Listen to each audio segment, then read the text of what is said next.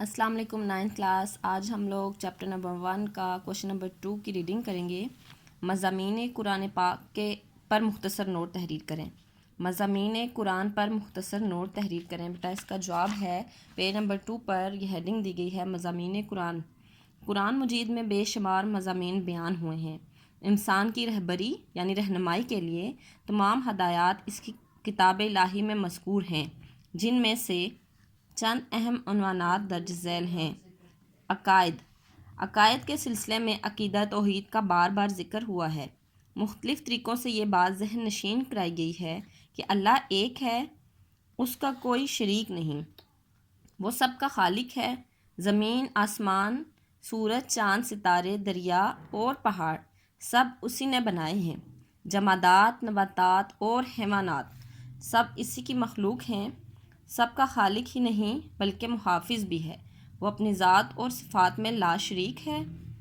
قرآن مجید نے عقیدہ قیامت پر بھی خاصا زور دیا ہے اور یہ بتلایا ہے کہ زندگی ہمیں یہیں ختم نہیں ہو جاتی بلکہ موت کے بعد بھی ایک اور زندگی ہے جو اس عارضی دنیاوی زندگی کے برعکس دائمی اور ابدی زندگی ہے۔ ایک دن تمام انسانوں کو جمع کیا جائے گا، ان کا حساب لیا جائے گا اور ان کے اعمال کے مطابق ان کو جزا اور سزا دی جائے گی۔ اس لیے انسان کو یاد رکھنا چاہیے کہ اسے ایک دن اللہ تعالیٰ کے حضور حاضر ہو کر جواب دہ ہونا ہے۔ قرآن مجید نے اس بات کا بھی کئی مقامات پر تذکرہ کیا ہے کہ اللہ تعالیٰ انسانوں کی ہدایت کی خاطر اپنے نیک بندوں کو نبی اور رسول بنا کر بھیجتا ہے تاکہ ان کی پیروی میں راہ راست پر چل کر اعلیٰ مقام حاصل کریں۔ چونکہ انبیاء اور رسول علیہ السلام کی طرف سے بھیجے ہوئے ہوتے ہیں، اس لیے ان پر بھی ایمان لانا ضروری ہوتا ہے، کیونکہ ان پر ایمان لائے بغیر انسان خدا کے پیغام اور احکام کو نہیں پا سکتا۔ یہی ہستیاں اللہ اور بندے کے درمیان واسطہ ہوتی ہیں۔ چونکہ فرشتے اللہ کا پیغام لے کر انبیاء علیہ السلام کے پاس آتے ہیں، اس لیے ان کو بھی اللہ کی معصوم مخلوق کی حیثیت سے ماننا ضروری ہے۔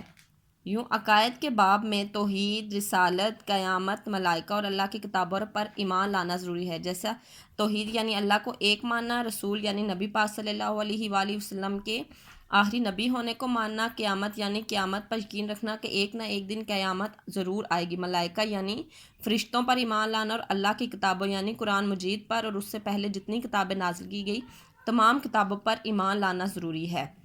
بیٹا جیسے کہ مضامین کا ذکر ہوا ہے تو قرآن پاک میں جو مضامین ہمیں بتائے گئے ہیں ان کا ذکر کرتے ہیں۔ عبادات کیا ہے؟ قرآن مجید میں نماز، روزہ، حج، زکوٰۃ اور جہاد کے متعلق بھی احکام بیان ہوئے ہیں۔ خاص طور سے نماز، زکوٰۃ، جہاد کے مسائل کو تفصیل سے بیان کیا گیا ہے۔ معاملات یعنی میٹر، کوئی بھی مسئلہ۔ معاملات میں نکاح، طلاق، میراث کہتے ہیں وراثت کو۔ وراثت جو باپ دادا کی جاگیر یا وراثت ہوتی ہے، چلی آتی ہے، اس کو کہتے ہیں۔ تجارت اور لین دین وغیرہ کے احکام شامل ہیں۔ اخلاقیات، قرآن مجید میں اجتماعی اور انفرادی اخلاق کی تعلیم دی گئی ہے، جن میں والدین کی اطاعت اور ان کے حقوق کی ادائیگی کو مختلف صورتوں میں بیان کیا گیا ہے۔ اسی طرح میاں بیوی کے حقوق و فرائض اور رعایا اور حاکم کے حقوق بیان ہوئے ہیں۔ ان کے علاوہ عدل، ایفائے عہد، صدق و امانت، صبر و تحمل کا حکم دیا گیا ہے۔ قتل، زنا، چوری، بغاوت، بہتان، ترازی، شراب خوری، جوا اور غیبت سے منع کیا گیا ہے۔ غازیہ کے تمام فضائل اور رذائل کے متعلق احکام موجود ہیں، یعنی یہ ان تمام کاموں کے بارے میں قرآن مجید میں بتا دیا گیا ہے کہ کس طرح سے کریں، نہ کریں یا کیسے بھی۔ قصص کہتے ہیں قصے، کہانیاں۔